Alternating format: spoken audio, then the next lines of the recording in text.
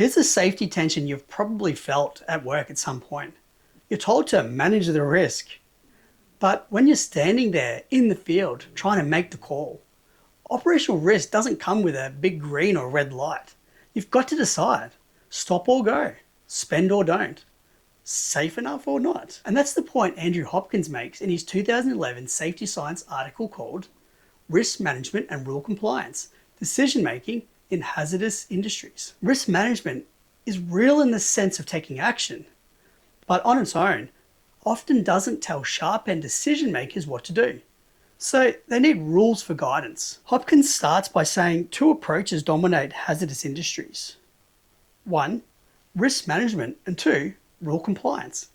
And the tension between them is a false choice. They're coexisting and complementary, not contradictory. In this context, risk management is the modern ALARP or SFARP idea. Employers must reduce risk so far as reasonably practicable. Rule compliance is what turns that into day-to-day action. Operating rules, procedures, and limits that people are expected to follow. And it really only works if there's some sense of rule making and rule enforcement. Hopkins' argument is that risk management often doesn't help the person at the pointy end decide stop or go. So it needs to be converted into rules wherever possible. So wherever practicable, risk management must be translated into risk compliance for the people making the calls. So why do rules exist? Hopkins gives everyday examples. Hard hats, heat, fatigue, stopping a process, approving spend. In every case, risk sits on a continuum from the extreme to the insignificant. But the decision can't. It has to fall on one side of a line.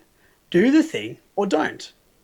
Hopkins calls this need to convert the risk continuum into a dichotomy for the purposes of decision making. And he's fairly blunt. Most of the time, people need decision rules, not numerical risk acceptance criteria. Hopkins then discusses frontline operations. Is it reasonable to expect frontline operators to base safety decisions mainly on their own risk assessments or judgments? Hopkins' answer is no, for multiple reasons.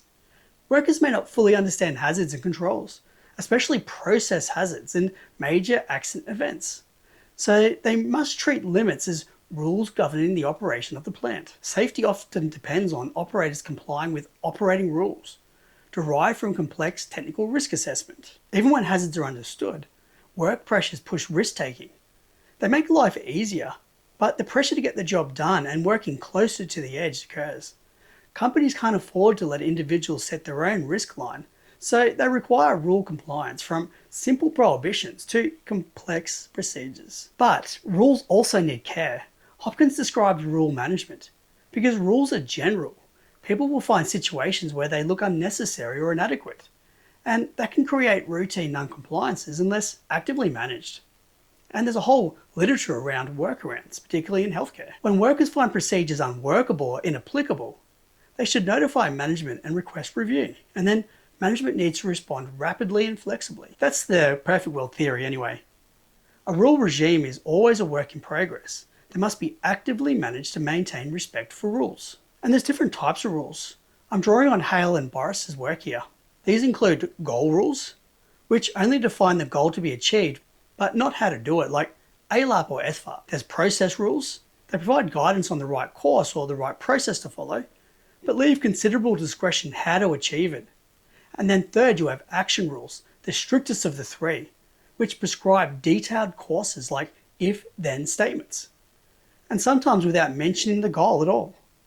Goal and process rules are used when more flexibility is sought, whereas action rules are used for less discretion. According to Hopkins, around the Texas City accident, the failure allowing an occupied trailer to be sited too closely to process equipment seems to be a failure of process rules specifically, I guess in part. But quoting the paper, the Texas City experience points to the need for more extensive use of action rules. Hopkins also addresses the question on whether reliance on rules blunts risk awareness. Hopkins says it doesn't have to. If the management system allows rule modification, rule compliance and risk awareness are compatible. In rare exceptional situations, operators may need to violate a rule or work around a rule to avoid unsafe outcomes. But that's different from routine corner cutting, and people still need to be held to account. Although I'd add, accountability really needs to be forward-looking. People need to be able to use the rule and it makes sense and it helps enable their work. And sometimes it's easy to lose sight of some of those basic considerations to ensure that the rules are fit for purpose. Anyway, Hopkins shows that when decisions are hard, organisations invest structured guidance. He highlights Shell's rule of three. If three or more risk-enhancing factors are present, that's a trigger to stop or reduce the risk. 3 orange lights are the equivalent of 1 red.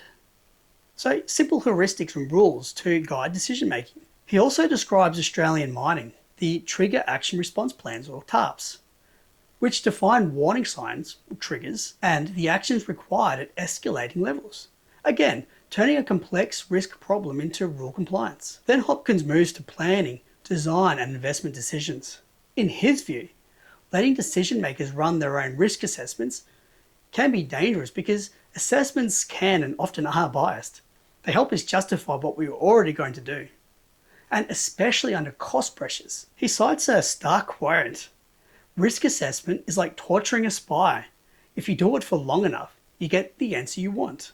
Again, he uses Texas City to illustrate how the absence of enforceable rules can allow avoidable risk controls to be deferred or argued away. How local risk assessments can become little more than a legitimation ritual under side pressures. So Hopkins' message overall is that risk management without rule translation leaves endpoint decision makers exposed, and cost pressure will steadily erode safety margins unless rules exist, are owned, and are enforced.